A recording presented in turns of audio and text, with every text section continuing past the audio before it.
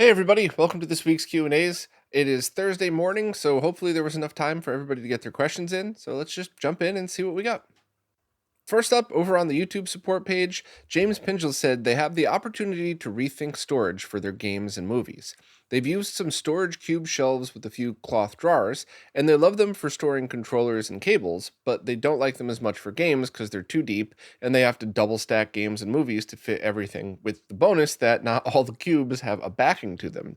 So they have to be careful how far back they push things, or they risk stuff falling into their soon to be freshly painted walls. A quick search for media shelves brought up a company called Atlantic, available on Amazon, that has a few cheap offerings that look like they fit the bill, but they were wondering if there's anything else well known in the scene that they should be considering. They have mostly Blu-ray or DVD based games and movies to store, and they're expecting to move within a few years, so they're not looking for a perfect top dollar solution to last a lifetime, though it would be nice if it's not a piece of junk and could survive a little bit. I'm actually in the same spot. So my answer to you is a cop out, but also a cry for help to anybody listening who's good at shelves and stuff. I am moving my games and VHS and DVD and CDs from where they're at now to that shelf that, if you saw the room tour, it was in the corner behind the guitars. And that's a kind of a perfect place for this stuff, except the way the shelving works, it's like closet shelving in that the two metal strips go into the studs, and then there's the little brackets that snap in and the wooden shelves go on top, which means there's like a 2-inch gap between the back of that things could just fall down behind.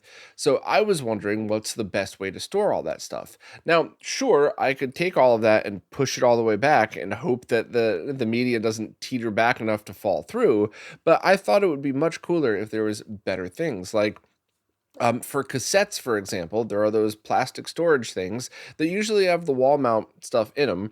So you could probably do that, or you could probably just use double-sided tape to keep them set to your shelves.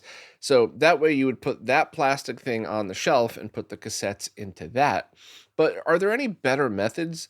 Are there stuff like that for CDs, DVDs, Blu-rays? Like, this has to be a problem that a million people deal with because so many people have shelves that there is no backs to them, or like in my situation where they could fall back. So what do people do? Do they have cool storage stuff like that? Um, do they just buy bookshelves that are not as deep specifically for this reason? And if so, does anybody know brands of bookshelves? So any suggestions would be really helpful. Just one quick reminder, YouTube deletes almost all links, and it doesn't even go into my held for review bin. So if you post a link, there's an excellent chance I'll never even see it. So please post a description. Like at IKEA, there is a Billy bookshelf that's half depth, that's only $100 and has 10 shelves or whatever. The description's really going to be helpful for that. So anybody that could offer any suggestions, I would really appreciate it for both myself and James. But I really do think this is just an issue that a ton of people are dealing with. So, how do you store stuff that's not nearly as deep as your shelf? And what if the shelf falls back in? So there's got to be solutions out there, and hopefully somebody listening could give us a hand.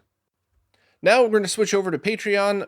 And first up over there, Steve Wells wanted to follow up on the conversation from last week about what mods should be done to an early Model 1 Genesis. And I had given a couple of suggestions, but I also came back with it really depends on your target devices. And it looks like Steve's target device, where it's going to be a PVM and a scaler going into a flat panel. So, it's going to be RetroTink 5X or 4K upcoming once that's released. And if that's the case, then that is a very clear answer. Then you want to make sure that you have good quality analog video signals. That should be the priority. And then anything else could be separate on top of that. So to elaborate a little more, though, Steve said they also have a Master System 2 with the active RGB mod, which adds the Genesis 2 output jack, and they've also got a retro gaming SCART cable for that. But they also have a Genesis 1 to Genesis 2 cable on the way to cover both bases, as they'd rather leave things as original as is practical while maximizing quality. They might just even start with recapping and go from there. So, this is all the information I need to complete your question. Thank you for being patient with me. Starting with a recap is definitely a great idea because the consoles are 30 years old. If it doesn't need it today, It will within the next 10 years, period, end of story. So I'm a fan of preventive maintenance like that. Some people disagree with me. Some people say you should really just wait until there's some kind of failure, but I don't. I don't want my consoles to have leaky caps or just stop working one day. So I'm on your page for that. However, I would also look into doing the subcarrier bypass mod that I showed on the website. I'll leave that link in the description for anybody who's interested. But I think I don't know if anybody's selling those boards. I think you have to make your own, but I mean, you could go to any PCB manufacturer and have a small packet made for a couple of dollars. And then as long as you could solder SMD components, it shouldn't be too hard at all. But what that will do is leave everything exactly like you said, leave as things as original as is practical while maximizing quality. That's exactly what this does. It is not the cleanest RGB signal out there, but it is definitely a step up, especially on the early revision Model 1 Genesis consoles that you'll be using. So you get a step up in RGB quality. You get a lot of jail bars removed from that, but you retain composite video and basically turn it into an upgraded Genesis one that's, I would call this all stock. And I think when I did the weekly roundup that talked about the subcarrier bypass, I think I described it as something like fixing Sega's problems, not so much doing an RGB bypass or an upgrade.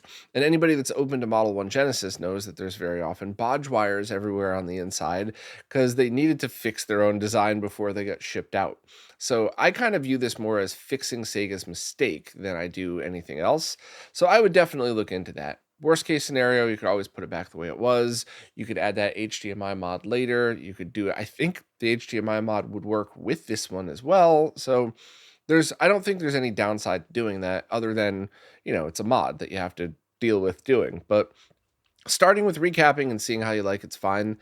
But just keep the subcarrier bypass in the back of your mind. If the jail bars drive you crazy, which is even going to be noticeable on a PVM, then do it. And if not, if everything looks fine, or if you're like, you know what, if I wanted crystal clear Genesis, I'll use a Mister. I want to use it exactly as it's supposed to be used, then leave it as is. But yeah, cool. Thanks for following up, and I'm glad I have a much easier answer for you this time. Next up, Shane Coolin wants to know what they should do with their Framemeister. It's been sitting in its box since they got it, never used. With the RetroTink 4K coming out, is it just obsolete? So this is going to be a hard question to answer, especially because of the part where you said it's basically brand new. So I'll give kind of the overview of the Framemeister. With the RetroTink 4K coming out, I would say there's no reason to buy a Framemeister brand new for gaming on a flat panel. And just nothing wrong with the Framemeister. There's just better options that have been released. However, if you already owned one, it's still an excellent tool for streaming. Or if you could find one used and cheap, I feel the same way. So let's say you have an RGB monitor setup. You have all your consoles going through it. Everything's absolutely the way you want it, but you want to stream your games or you want to capture footage for stuff. Then you could just take the RGBS output of your monitor, run that right into the input of the Framemeister, so you don't even need a splitter or anything like that. Download the Firebrand X profiles and have yourself some very awesome looking streams. And it doesn't matter if there's lag, or it doesn't matter if there's a slightly better version of something out there, because when you're streaming, compression and all that other stuff, you're not going to tell the difference. So if you had said, oh, I'd been using my Framemeister for like 8 years, but now it's time to upgrade, I would have said something like put it on eBay as an auction, starting bid $1, post about it on social media to get the word out there, and then hopefully you'll get a decent price for it. But what if you only got like 75, $100 for it and it's basically brand new? That feels very unfair for everyone, basically. So I'm not really sure how to answer this one. You could still try to throw it up on eBay. You could try to do a fundraiser and donate it to charity so you get a little bit more money, but that way you could fundraiser to buy it and then donate the money to charity, not donate the Framemeister. But you could get creative with it. But my only hesitation at all is that I don't want you to lose a ton of money on essentially a brand new thing. That doesn't seem fair. So I don't know. If anybody has any suggestions, please post in the comments. But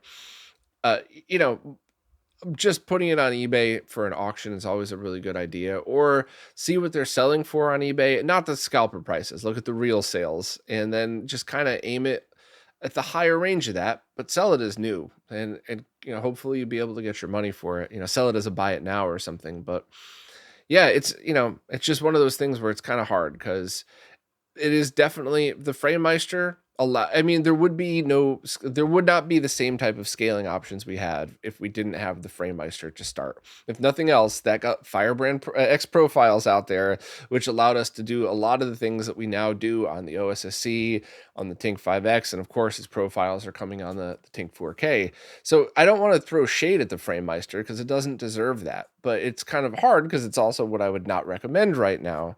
But it's still a great tool for streamers. So maybe try and sell it on eBay and hopefully you get your money back for it.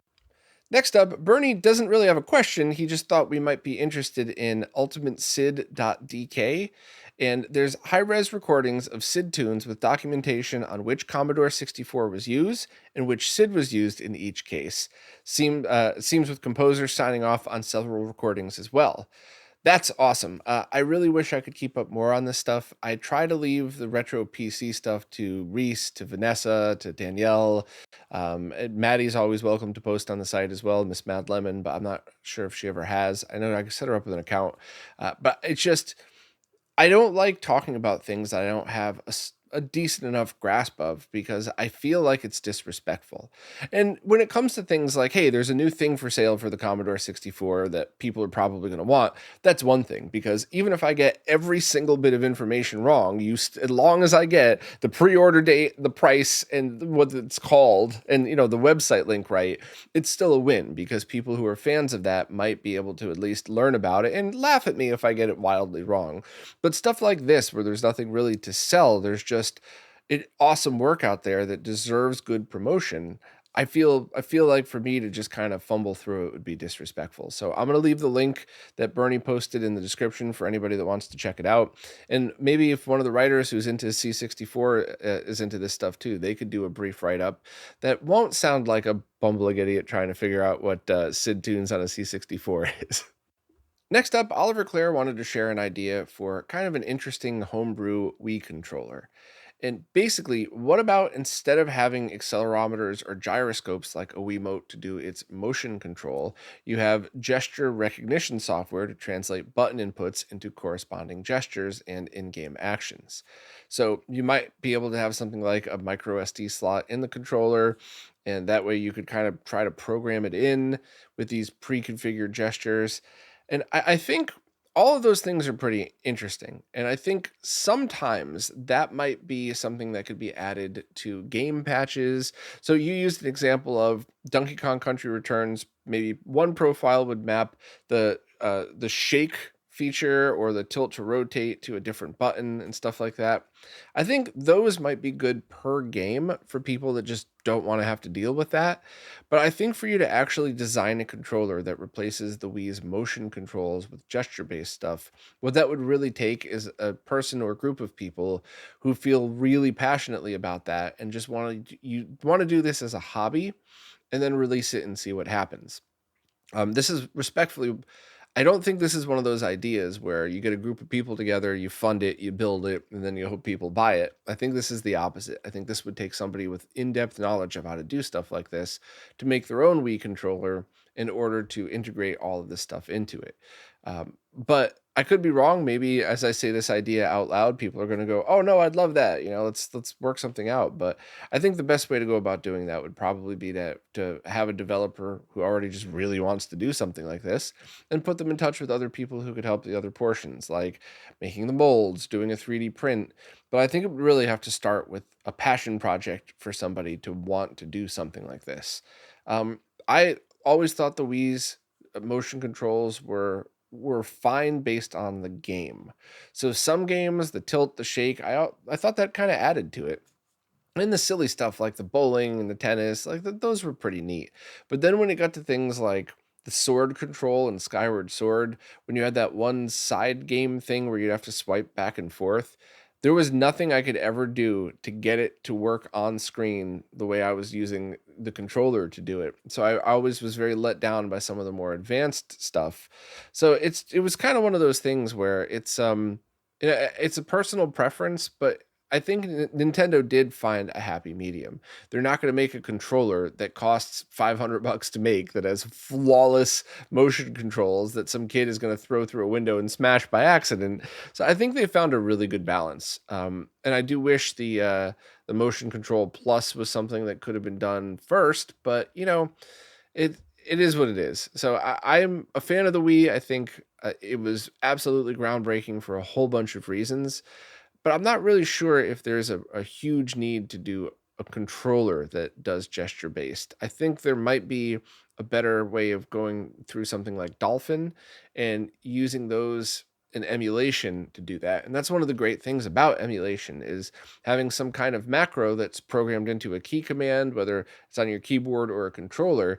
While that's not easy, it's certainly much easier than trying to design a controller from scratch. But I still wanted to talk this one out because I like ideas.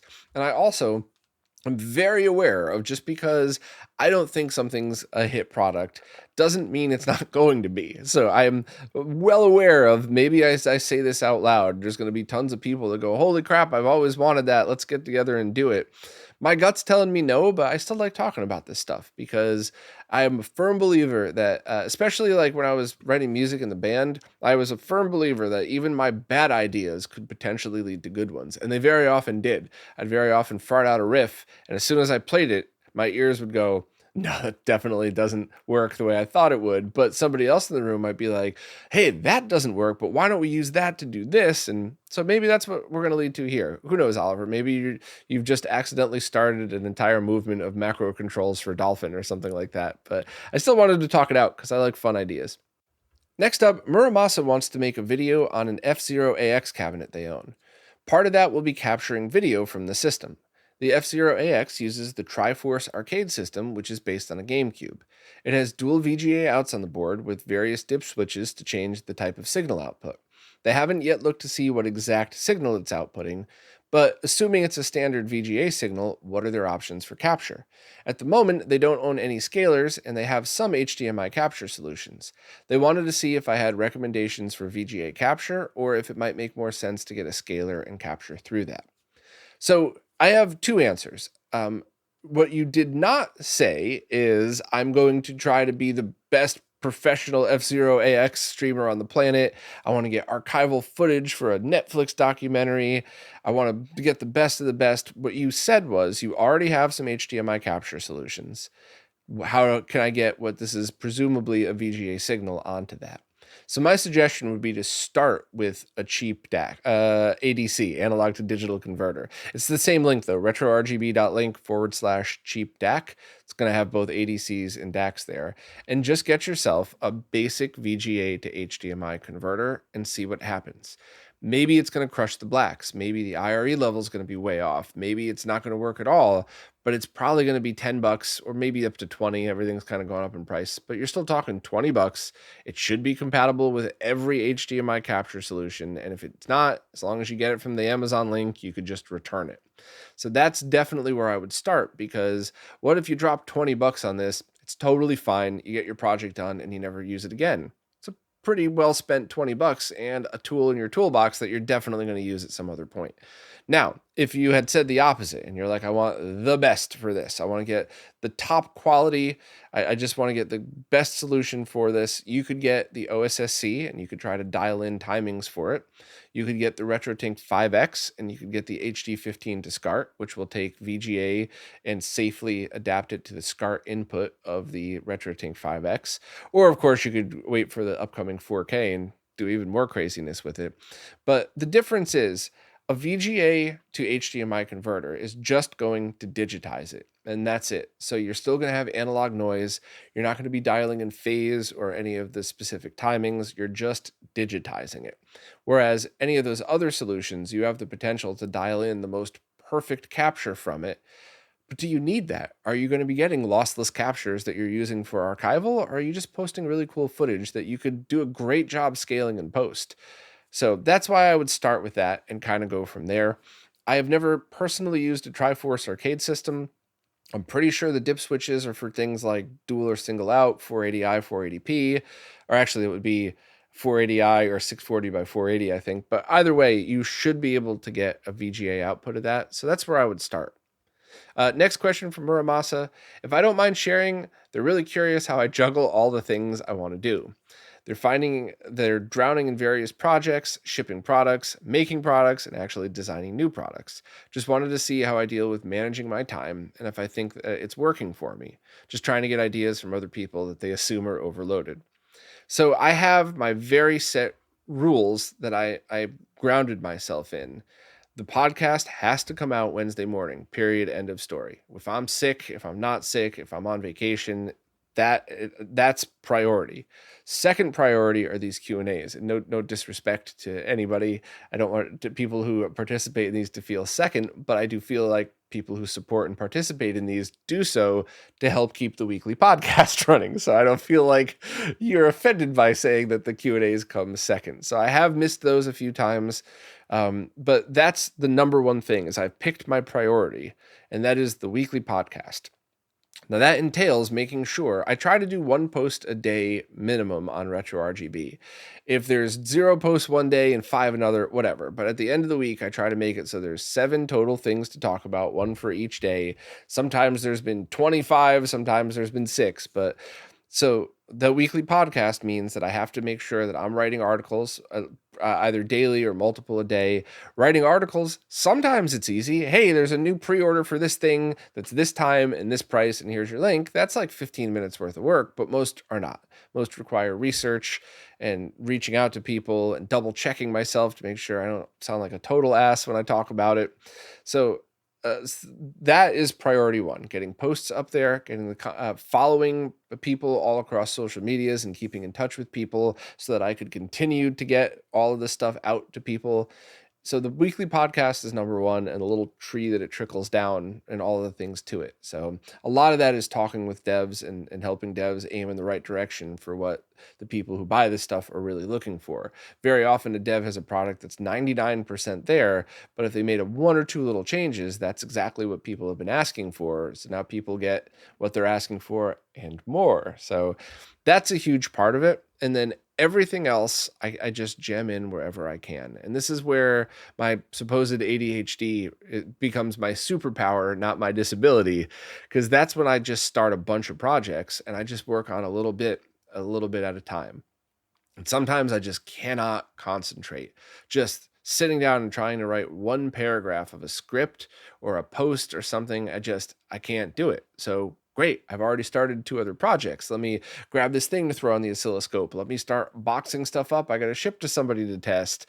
That's always a good one.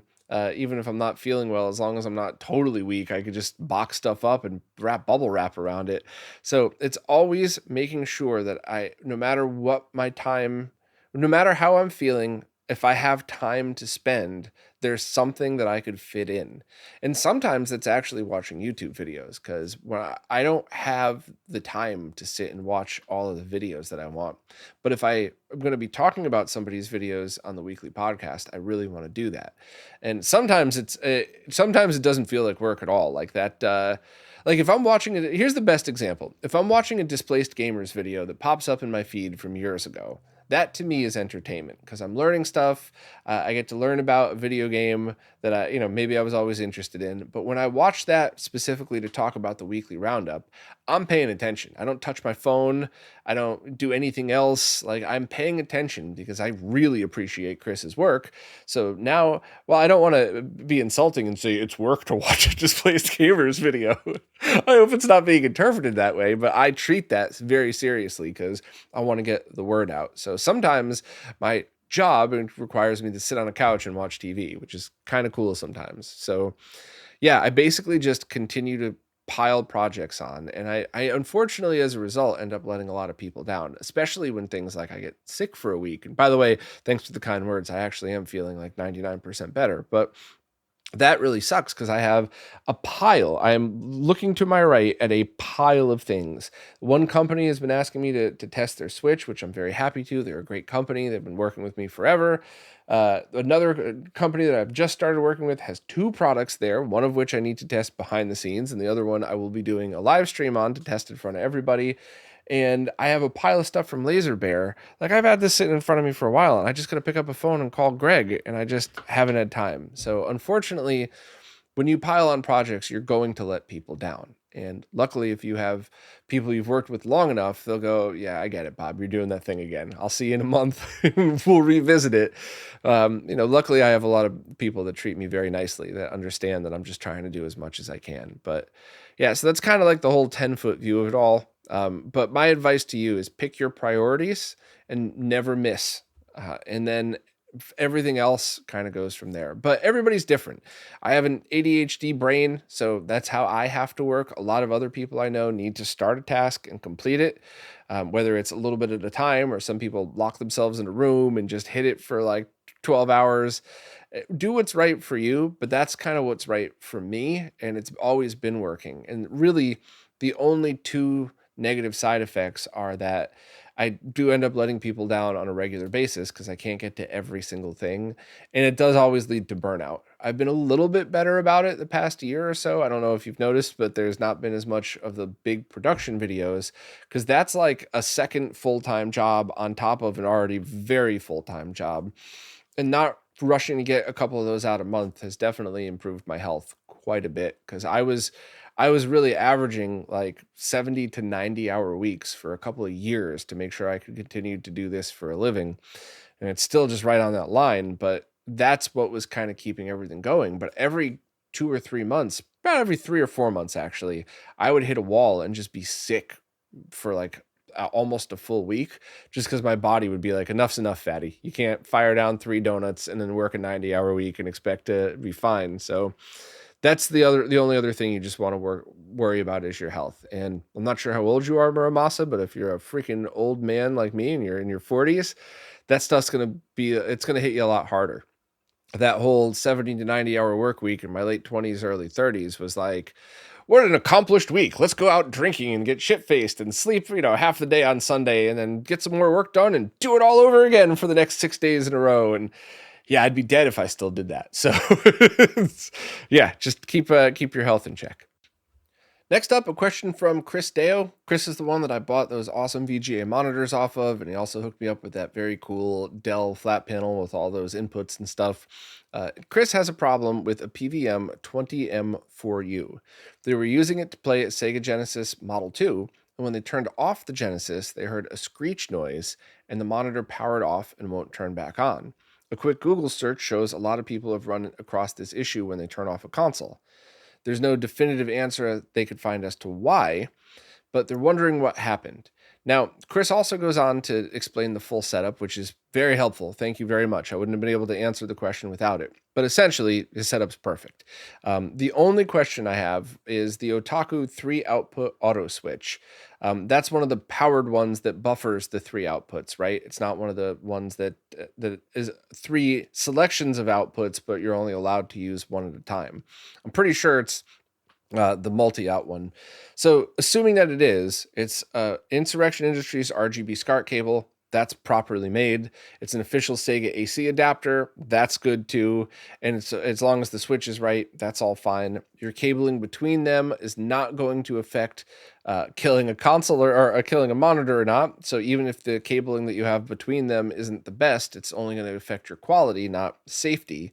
And then it was all plugged into a high quality Trip Light surge protector. So my gut is telling me something. Now, I have to tell you, this is all speculation. I'm completely full of it. You might want to check with Steve from RetroTech if he has any ideas. But my gut is telling me the monitor was going to do this no matter what.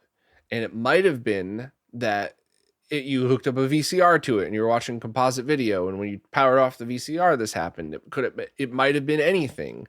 But my gut is telling me the monitor was already about to die, and turning off the console, dropping the signal, having the electron gun stop firing like that, that's just what triggered it. So essentially, turning off your console didn't break anything. It was just the straw that broke the camel's back type of thing.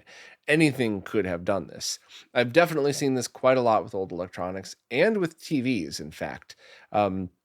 There was one TV that my dad was just busted my balls. I mean, he passed like 10 years ago, so this was a long time ago, but I forgot which I think it was a Panasonic Plasma, died after I'd hooked up my PC to it and rebooted it. And it turned out to be the power board. So there's zero chance that hooking my PC up to it killed it.